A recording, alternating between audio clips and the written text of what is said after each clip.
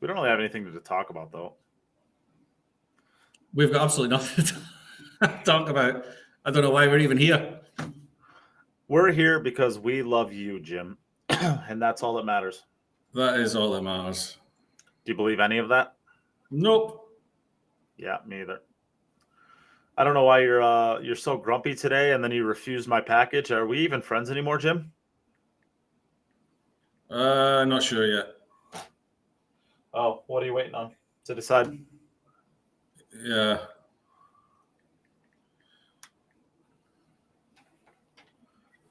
Tough day.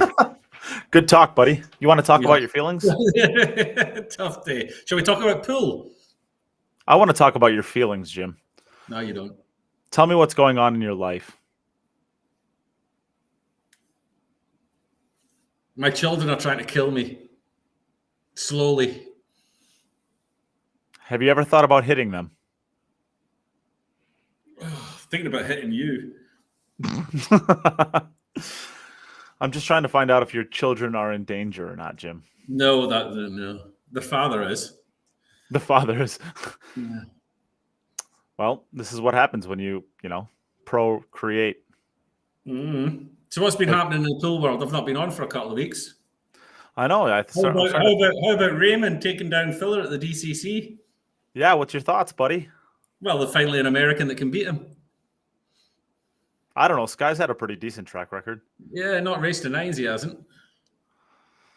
Well, Alex Pegulayan is basically American.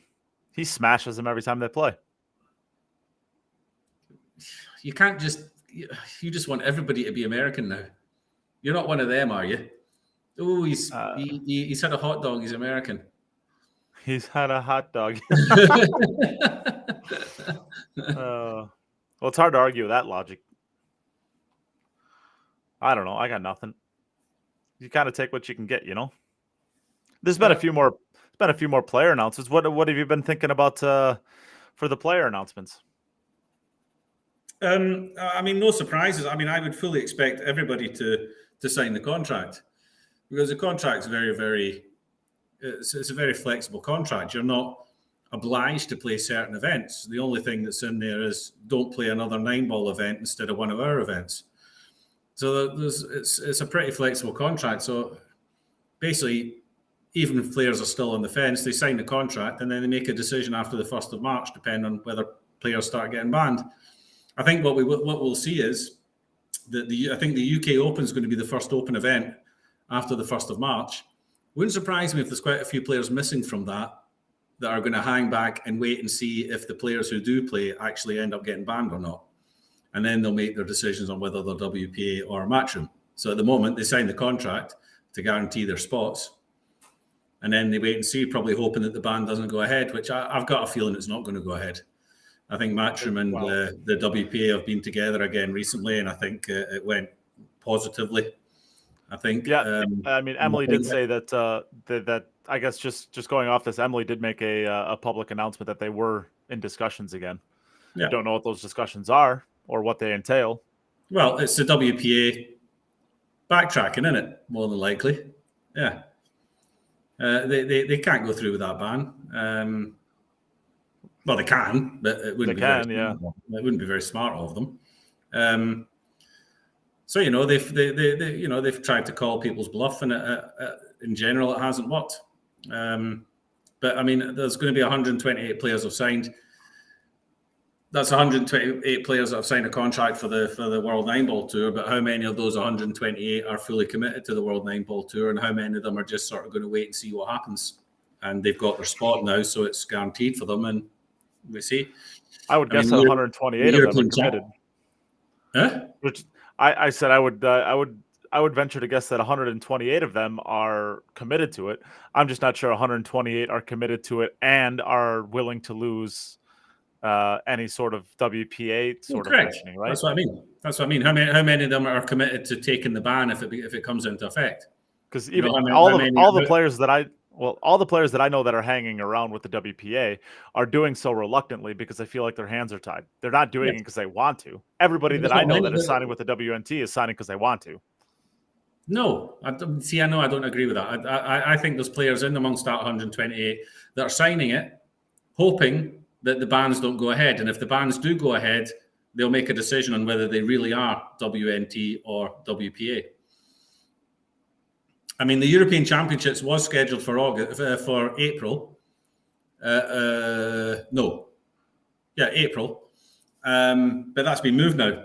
So there'll be a whole lot of players that have signed this, knowing that they could play the European Championships, because that was before any Matchroom event was going to be held, that they could freely play the European Championships. And now they're thinking, oh, maybe I won't be allowed to play the European Championships if the ban goes ahead, So I think there's going to be a few players from Europe who don't play in the UK Open. This is just my theory behind it, that don't play the UK Open and sit back and wait and see if players get banned or not. But there's also the scenario where before the 1st of March, the WPA and Matchroom sort something out and it's just all swept under the carpet kind of thing. Sure. Well, we don't have a lot of stuff to talk about today. So if you have any questions, feel free to get them in. Ryan, so there's one there. Any thoughts, Ryan Harrison? Any thoughts on all the players leaving Predator? Conjecture more than any solid information from my side, unless Neight knows more than I do. Well, I mean, let's talk about some of the players who have left. David Al-Qaedi left, just signed with Peshawar.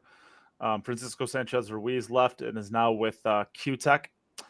Max Lechner left and is now with why am I blanking on it? Don't think he announced anything, did he? Oh yeah, he's with How Q's. Oh, he went, oh yeah, that was right. Yeah, he went with How. Is there anybody else I'm missing?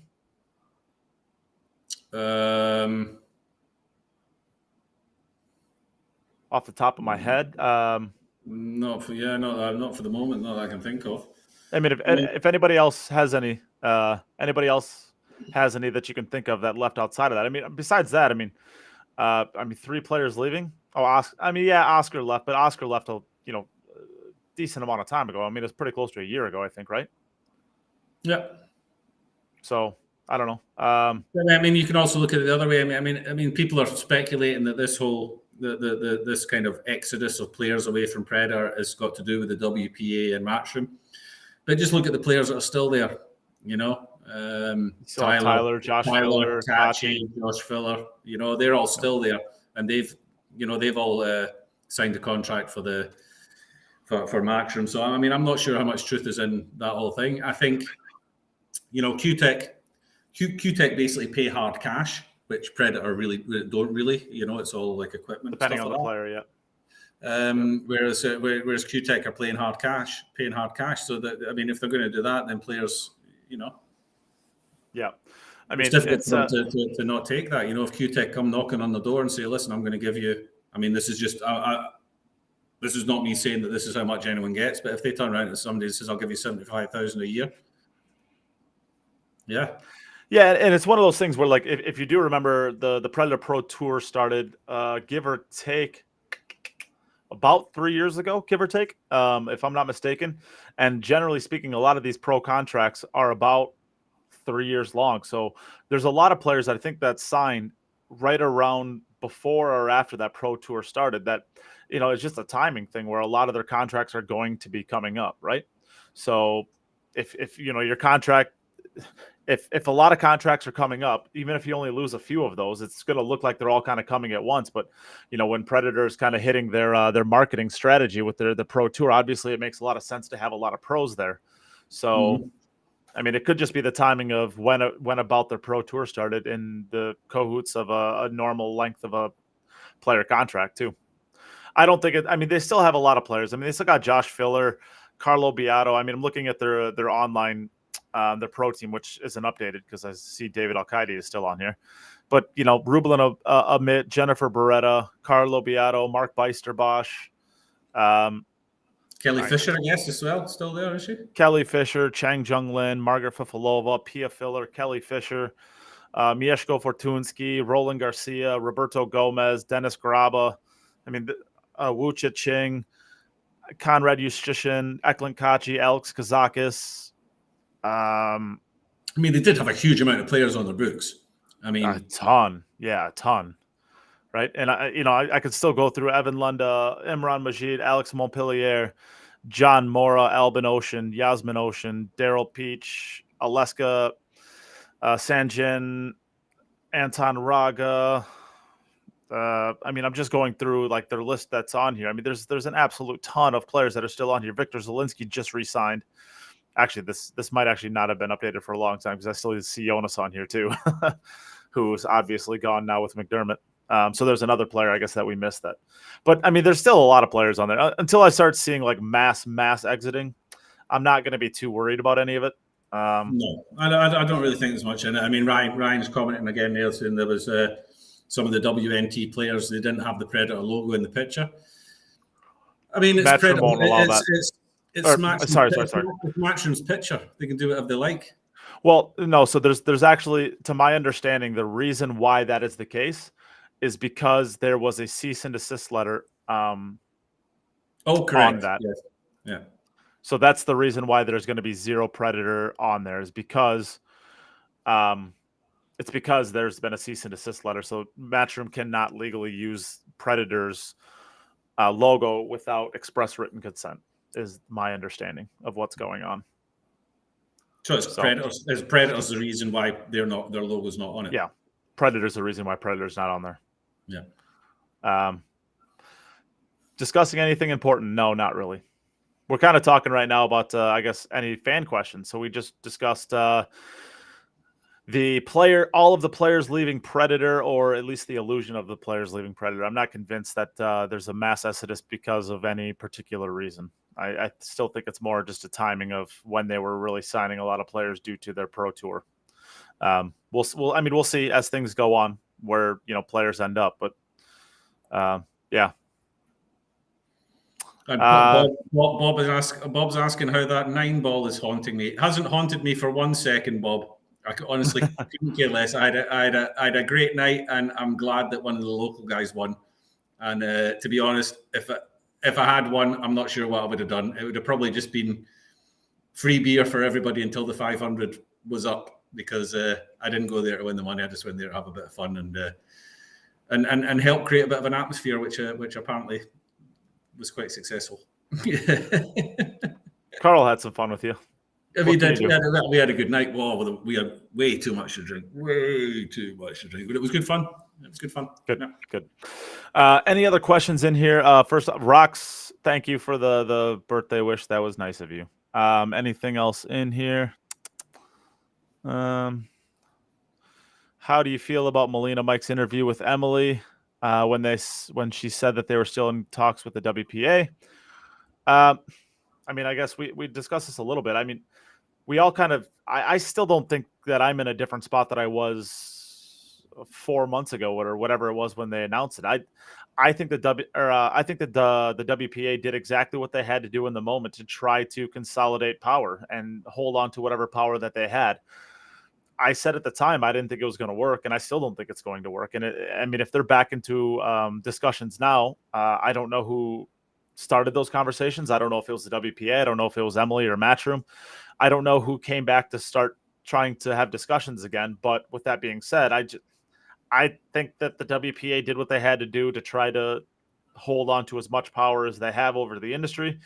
And I didn't think it was going to work then. I don't think it's going to work now. So it's whether or not they want to, I guess, cower and go back to them, or if Matchroom wants to say, all right, well, we're not going to be as, rigid as we were before. Let's try to work something out. Somebody's going to have to come back to somebody. And I'm just in the mindset that this isn't going to last. Jim? No, I think they'll come to some sort of an agreement. I think Matchroom are holding all the cards really at the moment. So I'm not sure. I'm not sure how much the WPA can backtrack on their stance of not giving the 9 ball ranking to Matchroom or whatever, or if they found a way to actually do it. I really don't know. I don't really see Matchroom backing down on it. I hope they figure something out. That would be the perfect scenario if they do figure something out before the 1st of March, and give the players some clarity and let them know exactly where they stand and everything they can play. At the moment, it's not Matchroom's not stopping them from playing anything other than a 9-ball event. If there is a Matchroom 9-ball event, that's the only thing they're not allowing them to do. If they want to play the 10-ball World Championships and there's a Matchroom event that collides with it, they can go ahead and play the 10-ball World Championships, and Matchroom won't do anything against them. It's fine. So we'll see. It's good that they're talking, they're getting together, and we'll see how far it goes and where it goes from there. I've got honestly, no inside information or backroom gossip. I couldn't tell you anything about it, really. Yeah, I don't either. I mean, I hear some rumbles here and there of stuff that's going on, but I just don't. I mean, Matchroom has never shown to me that they can make amends once a rift was made. But they've also never needed to. I mean, they're the ones that are storming ahead and moving this industry forward. Do they need to slow down and bring along an entity as old and decrepit as the WPA? I don't know. We'll see. I mean, the WPA still does a lot of important things. I'm not saying that they don't, but they also. I mean, we'll see. I don't know.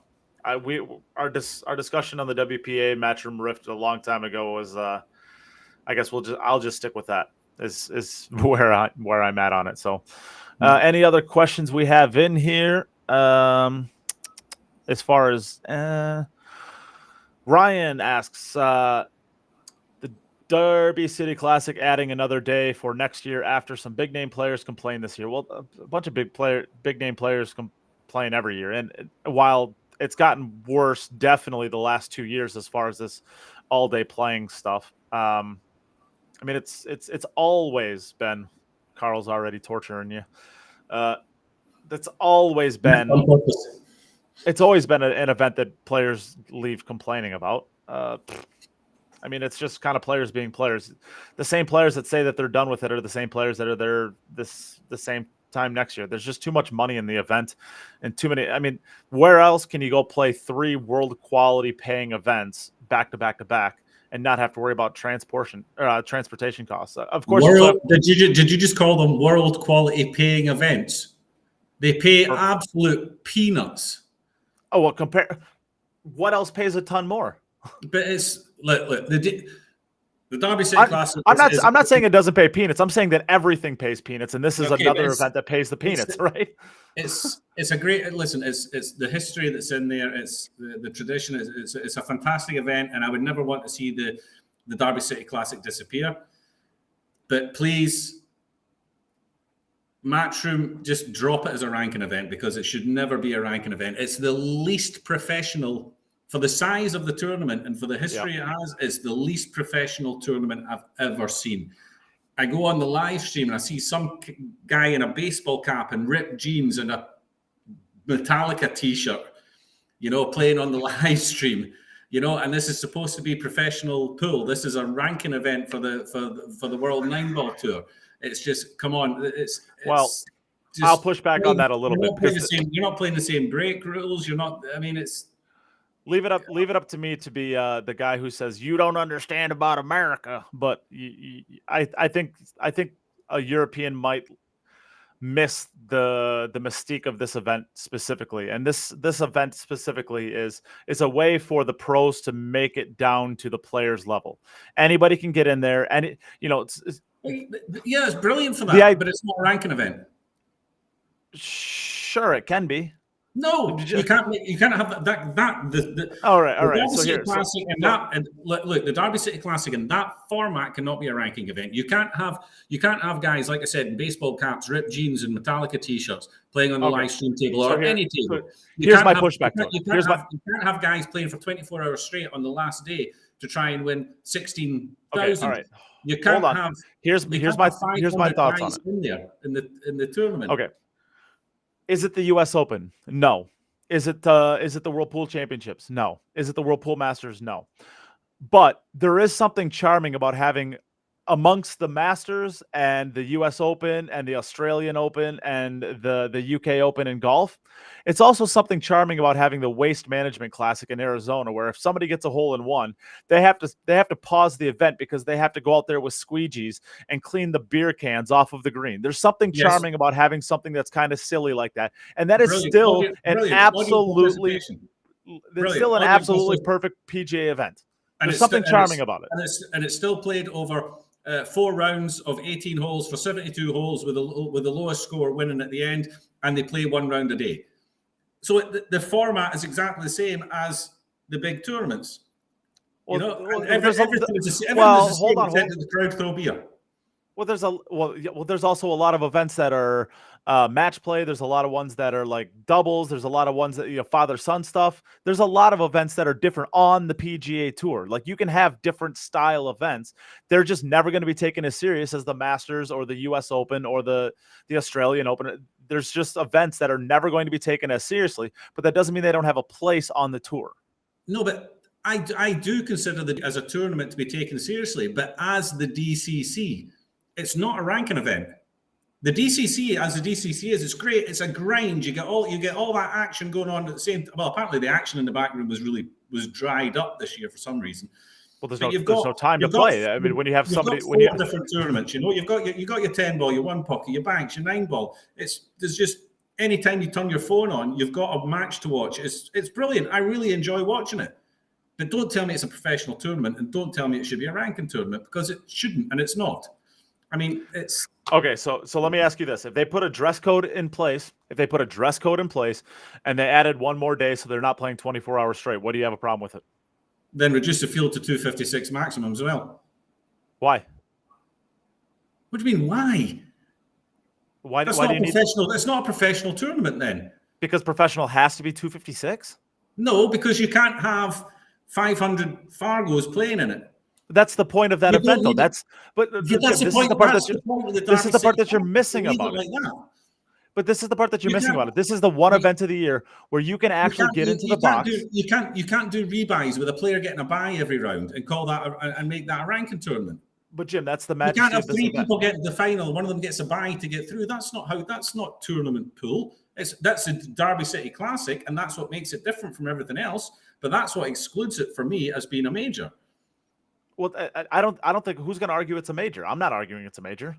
I'm just saying that just like the waste management isn't a major in golf, right? But there's something for a goofy event like this having a place on the tour.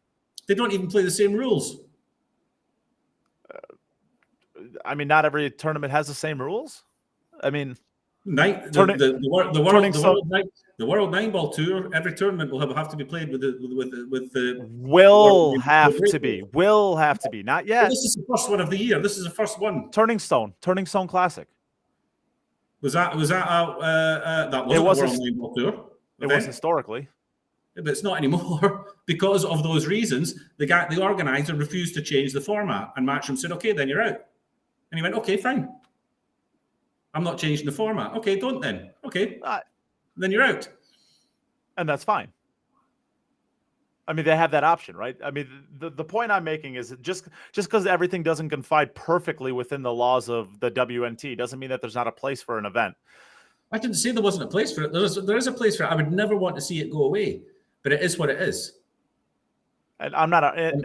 So what are we actually arguing about here? Because I'm not saying it's a major. I'm just saying that there's a place for it. You're saying that it should be a ranking. I'm saying it's not. It shouldn't be a ranking event. I'm saying, yeah, I absolutely think it should be a ranking event. Why not? I think it shouldn't. Under the current format, not. So and I don't think adding a day extra is going to change that, because what you're then doing is, I bet if they add a day extra, the prize fund still doesn't go up. So all these players are going to book an extra day there, and it's going to cost them even more money. So the split they get at the end of it is even less. I don't know. I think that how can you play? I mean, how can you play all that pool? I mean, Filler came away with some decent, with good money, because he won pretty much everything, you know. I mean, Jason didn't do too bad, and he made like about $1,000 or something like that at the end. If we're gonna start attacking this, and let's attack the U.S. Open, you have to go and have an expensive ass hotel for 7 days, and you win by your terms peanuts. At least in this event, you have 3 different opportunities to take a stab at $15,000. Yeah.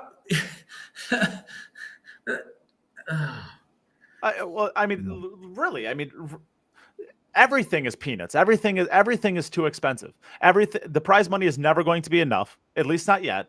in any event that you go to, including the biggest event of the year, which is probably the U.S. Open So of the World Tour Championship. let me get this straight. Raymond got to round 11 in the 9-ball. Was it round 11 9-ball? Sounds right, something like that. 11 so he or won 12. 10. He won 10 matches. Yeah, he won 10 matches. How much money? 9 with a rebuy. How much money did he win? I'm not saying that you're Have wrong. you ever played? I play in tournaments where I win more money than Raymond did for winning 5 matches. He's had to go through 9 rounds, 10 rounds. He's been the best player in the world to get through there, and he's probably won about $500 for getting that.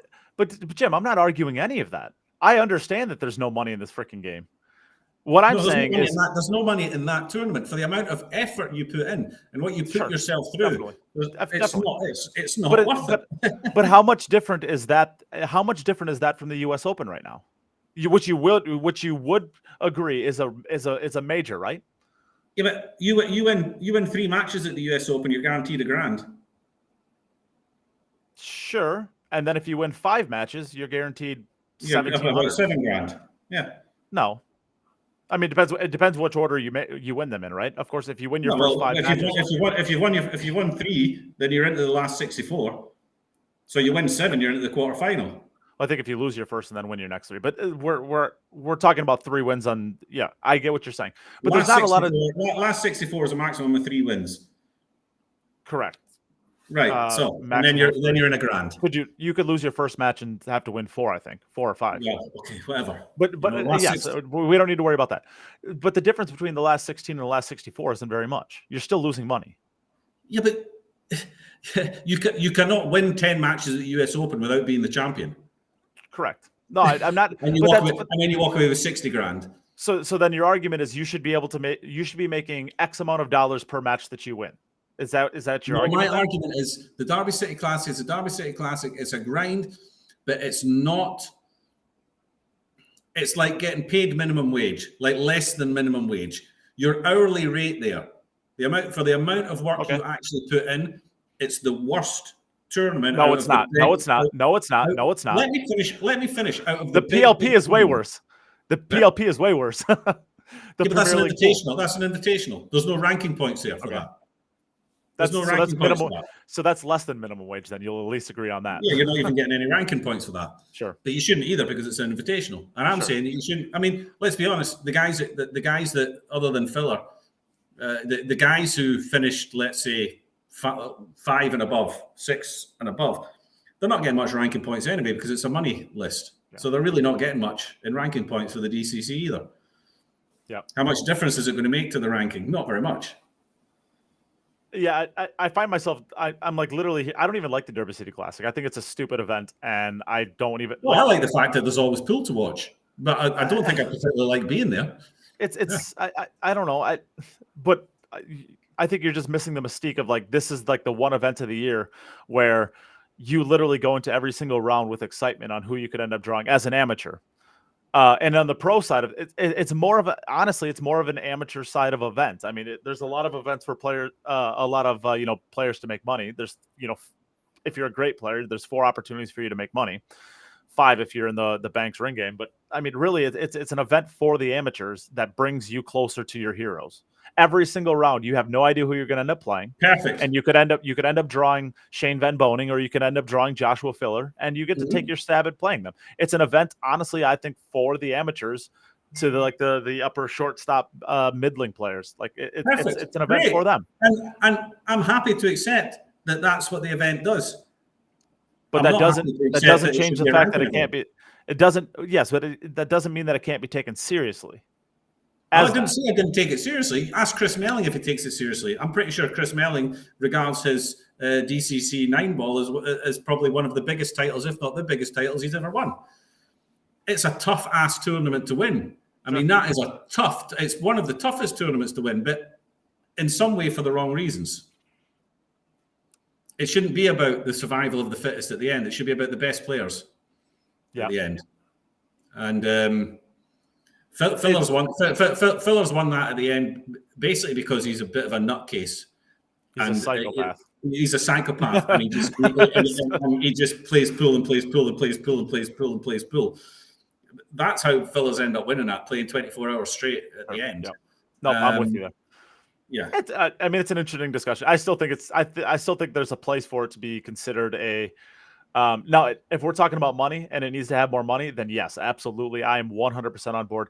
Even if you have to like start pulling money from one division to put into another division, like if you have to pull 5% of the prize fund in the banks to put into the 9-ball to make it even more serious, and same with the one pocket, I don't see a reason why you couldn't do that. I mean, it's not uncommon in the U.S. for people to pull money entries from other divisions and put them in other divisions all the time. The Masters division in our state pulls money from other divisions, and that's the incentive to get better. Part of your entry goes to fueling the other things, and there's more added money to those. So, I mean, I don't see a reason why you couldn't do something like that.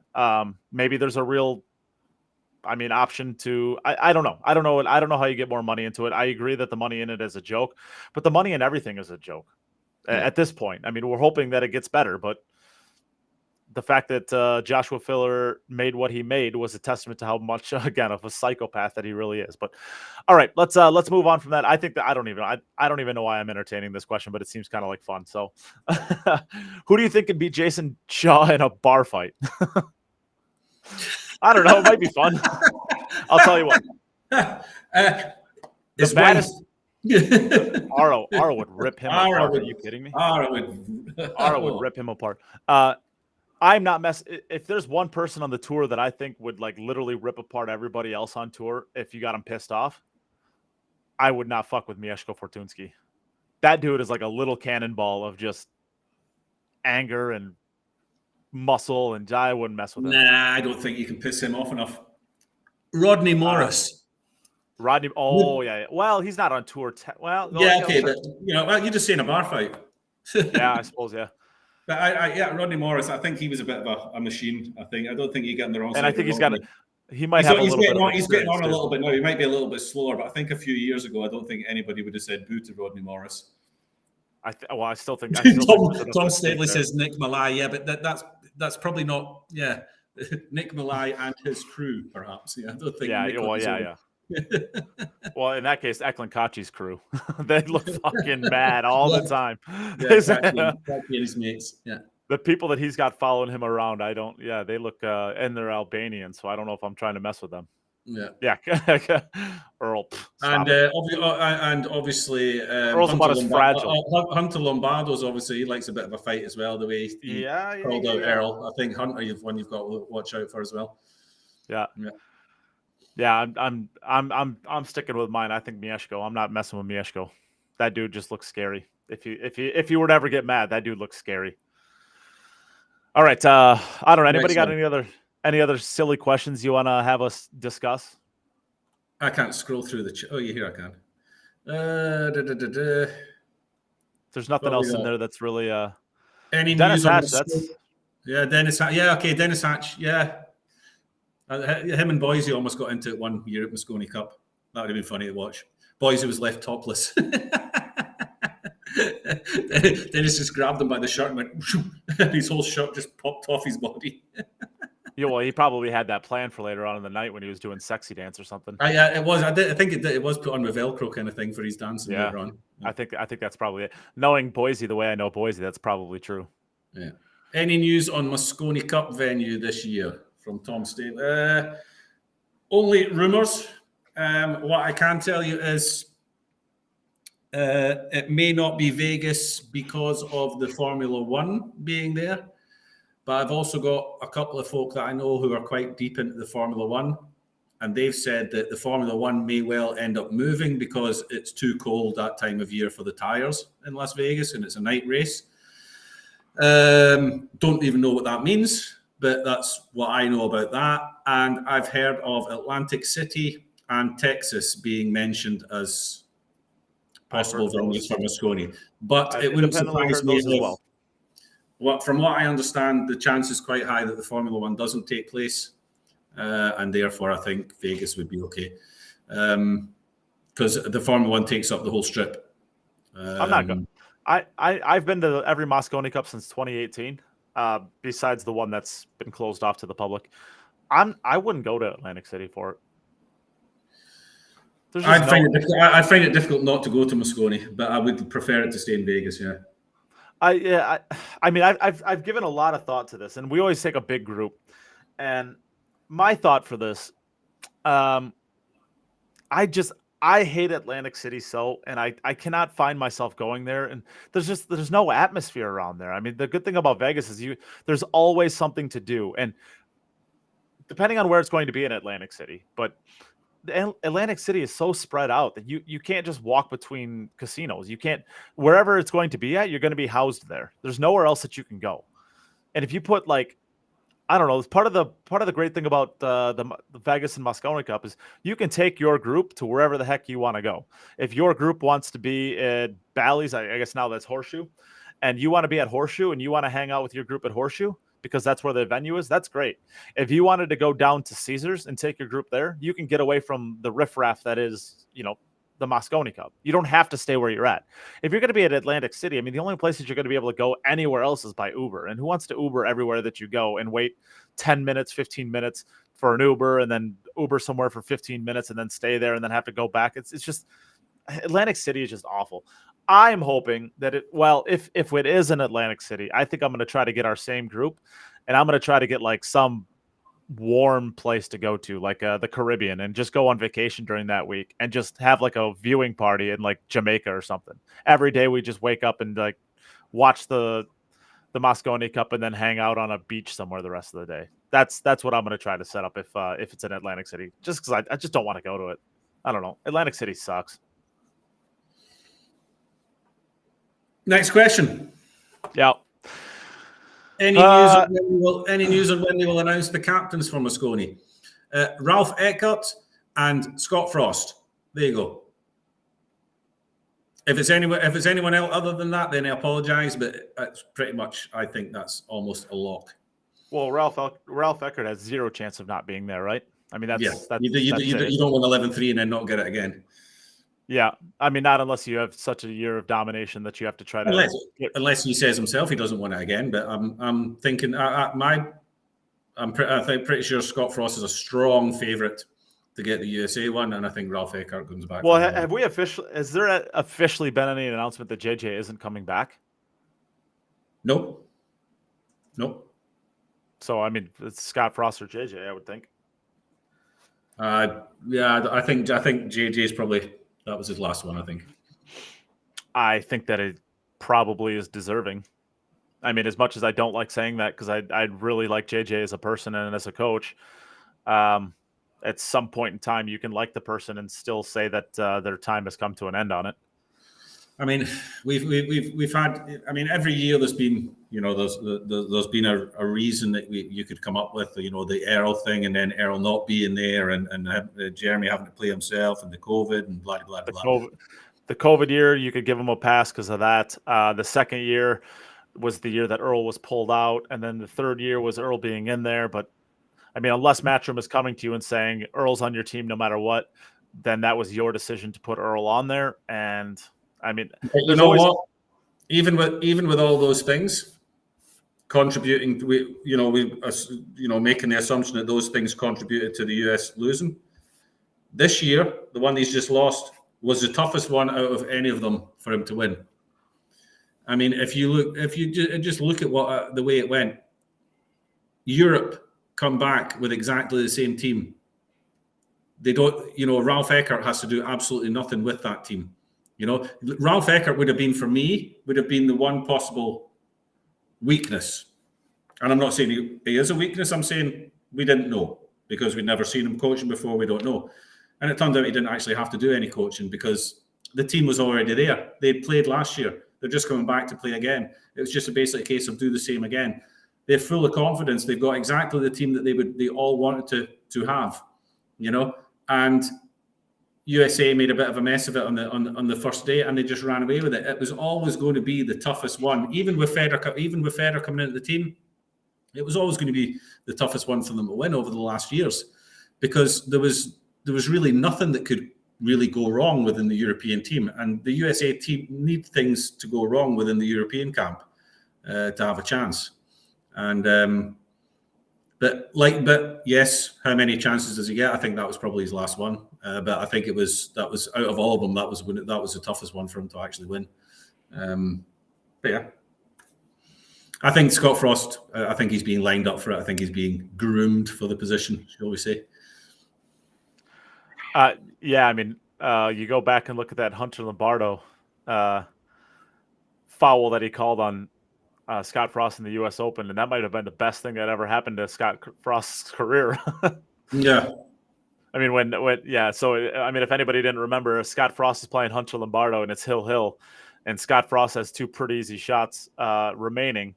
He makes his third to last ball, has two balls remaining, and Hunter Lombardo calls a foul on him when he's down on the second to last ball on hill. Yeah. And I think there was a small discussion about it, but it ends up working out to where Hunter Lombardo gets this ball in hand. Next thing you know, a day later, Scott Frost is in the booth doing commentary, and we all know how great that went. And now he's like Matchroom's U.S. darling, right? Well, they need one. I mean, who else has put their name in the running? I see Johnny Archer's name getting mentioned in the comments here. You know, he's mentioned Mosconi Cup a few times. The chances of him getting in there, a player, are zero at best, shall we say? But he's probably somebody who'd like to get himself his name into the hat for the Mosconi Cup. But I don't know. I think Scott Frost probably got a as good or better chance than anybody else. Yeah. I would agree. I mean, there aren't a lot of other people that I think have the track record. I mean, and I've been critical on that pick in the past, and I stand critical to that pick in the future. I just don't see what he offers that JJ doesn't. If we're gonna get a new player out there or a new coach out there, I want to see something that's actually going to change. I want to see us take a new direction to try something new. But again, that's just my preference. I just don't see what's different between Scott and JJ. Rodney Morris, I would be okay with that because I think he's something different. I think he's got some spice to him that Scott and JJ really don't. He's got that loud bolsterousness to him. It'd be something different. I don't know. But was there anything else in here that I missed? Did you see anything going through here? Little Chris for captain. I'm all right with that. That'd be fun. Give him a cushion to sit on. Yeah. He's got to look over the top of all the camera crews and stuff like that. He'll never see anything sitting there. Yeah, he'll have to bring his milk crate so he can see above the pool table. Yeah, we might have to actually hang him from a hoist above the table just so he can see what's going on. Boost him up on the crane. Yeah. Oh, come on. We shouldn't be talking like this. He's not around to defend himself. Oh, although my oldest. I think we would also actually probably say this if he was here, though, too. Hi, cutie. Well, you're getting old. Who's that ugly man? You going to bed? Okay. I'll come up and see you in a bit, yeah? Right. That was so cute. Yeah. Right then, what else have we got here? Jim and Neight as captains. That'd be fun. We suggested that to Emily. She wasn't. Yeah, no, she wasn't into it. She wasn't. No, was she? Yeah, she was all right with me. It was Nate she didn't really like much about. Yeah. Makes sense. Yeah. Joe Rogan. Yeah, I mean that name's been mentioned loads of times, and that would be. That would be the ultimate, you know. Oh, yeah, that's just or Manny Pacquiao or something like that. Yeah. Well, for the Manny Pacquiao for the Reyes Cup, right? Yeah. Yeah. Yeah, I mean, Joe Rogan would obviously. I mean, if you could get Joe Rogan for something like this, I mean, you'd be an absolute idiot not to even just tell everybody else you can wait until he's done, right? Exactly. Joe Rogan transcends. He transcends the industry like no one else, right? I mean, the amount of extra fans that would bring just through his podcast and everything like that, it would just be insane. Yep. Yeah, it's like adding Taylor Swift to NFL, right? Yeah, I mean, I even think just Joe Rogan in the commentary box would just be amazing. Yeah, well, I mean, if he's in the commentary box, you would think that he would also promote it on his channels and stuff like that. Exactly. So, that's good. Anything else we have? The USA just needs a hype man.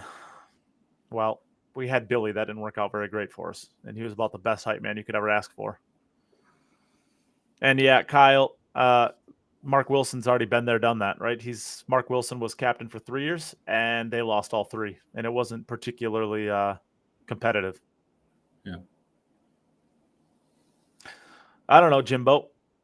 How's your life been? What you been up to? It's been so long since you've been on the show. Not a lot. I played Boys' Challenge. I played Dutch Super League at the weekend. Played all right. But other than that, I've not really been playing much. I've been playing a lot of English pool with the European Championships and stuff like that. That's just been. But I'll get back into it again and start playing a bit more. Well, we have our little bet. I still think I'm going to get to 700, Jim. Oh, yeah, we had a bet, didn't we? Yeah, stratosphere jump. What happens if we don't go to Vegas for that? We got to have Vegas for that. I'll jump off something else. Just jump off the nearest bridge. I'll land on you. I had a good tournament last week. Something soft and squishy. Yeah, well, I right here, I can get you. I can catch you. I had a good tournament last weekend, Jim. I think I'm going to go up a couple points. Brilliant. Keep it going. I'm delighted for you. That brings my Fargo's done nothing but go down for the last 2.5 years due to the fact that every single tournament I play in, it doesn't go into Fargo, apart from the ones that you're hammered at. Apart from the matchroom ones where I've either been injured or not been, or just been playing shit, and all the other stuff that I'm playing well in, they're not don't go into Fargo. So yeah, I've been beating a lot of the top guys of the Dutch Air Division, Premier Division, but I don't get anything for that in my Fargo, so I've stopped even looking at it. It's not Fargo. To be honest, Fargo is only useful to American players anyway because it's used for handicap tournaments, which we don't have over here anyway. So Fargo is absolutely useless for European players. It doesn't. It's a nice thing to know, but it really doesn't make any difference. Keep it out for as long as you possibly can. Maybe Europeans will figure out what it's like to have handicaps and just fall in love with it. Unlikely. But I'm looking forward to you getting your Fargo up above mine, and then you can give me some weight.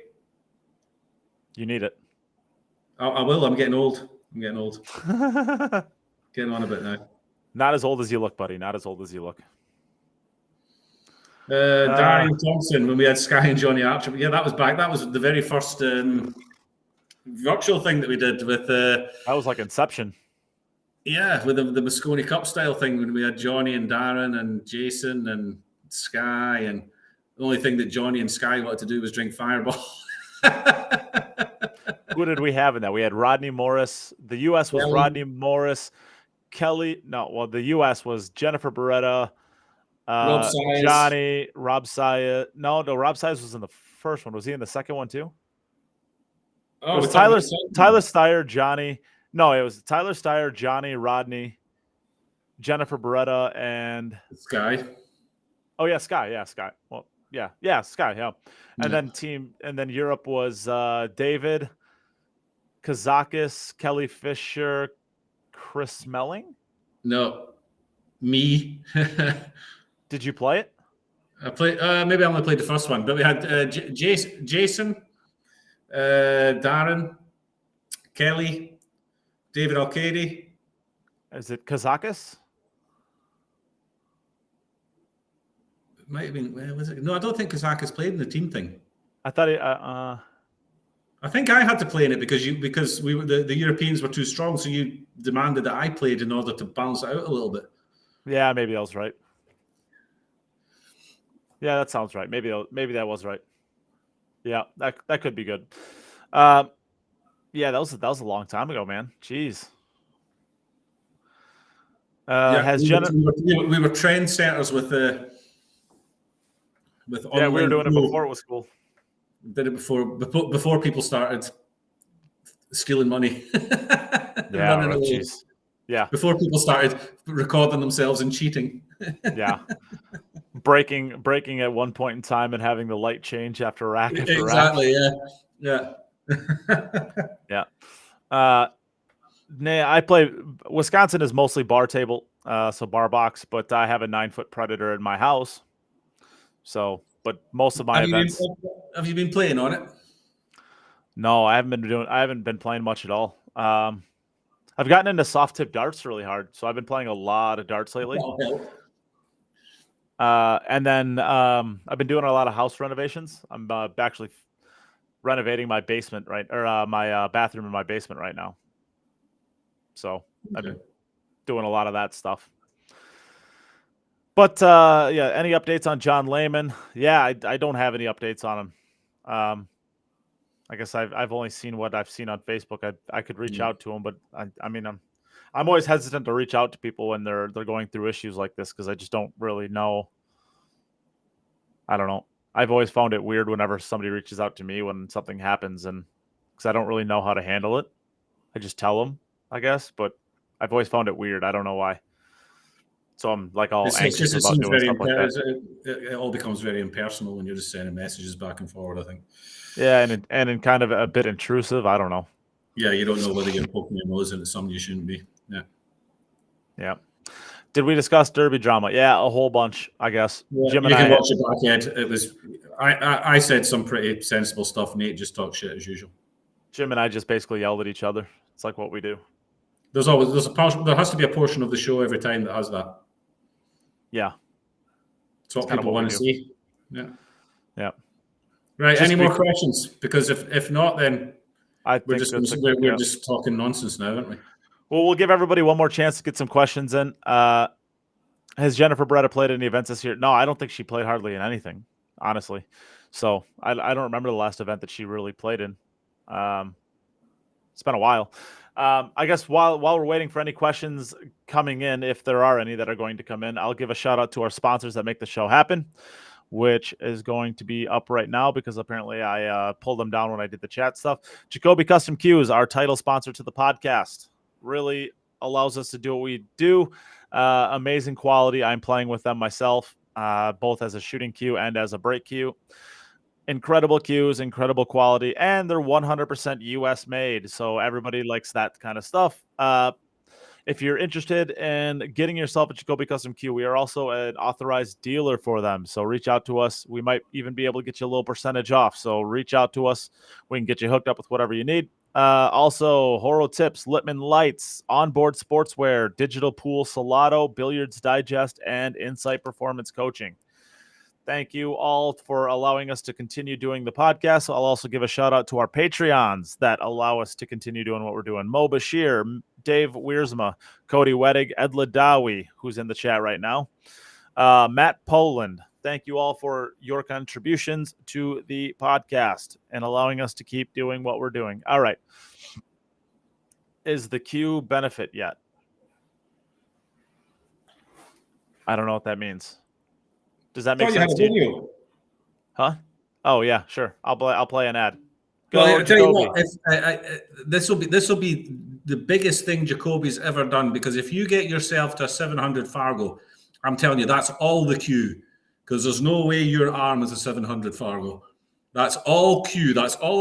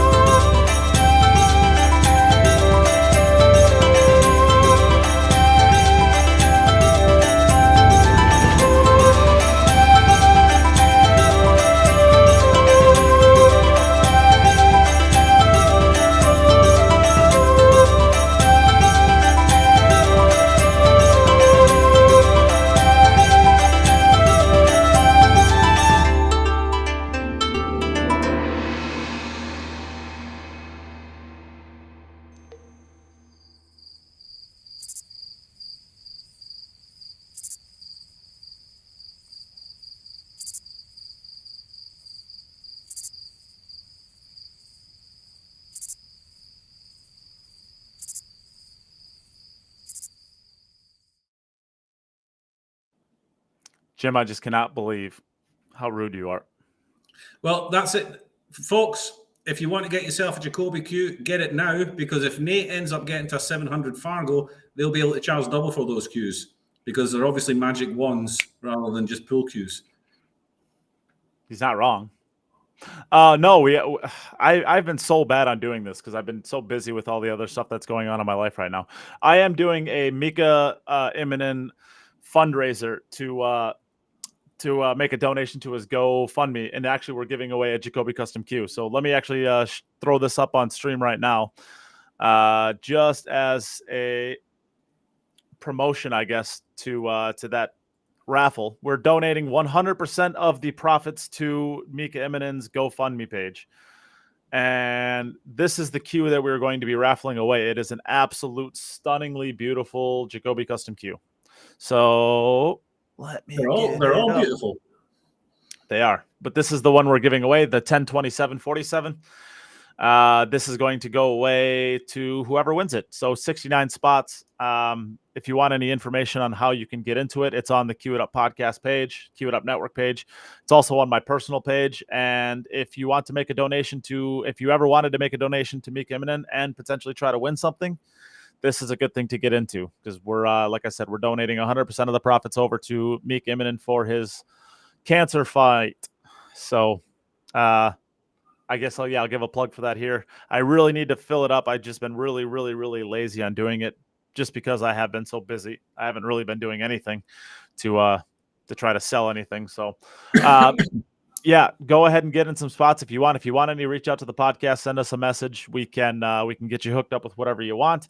And I believe there's only 28 spots left. So we're well over halfway there. And maybe with one big push today, we can get it all filled up before I head to Vegas tomorrow. So also, anybody, if you're in the Vegas area for the Super Bowl, hit me up because I'm going there tomorrow.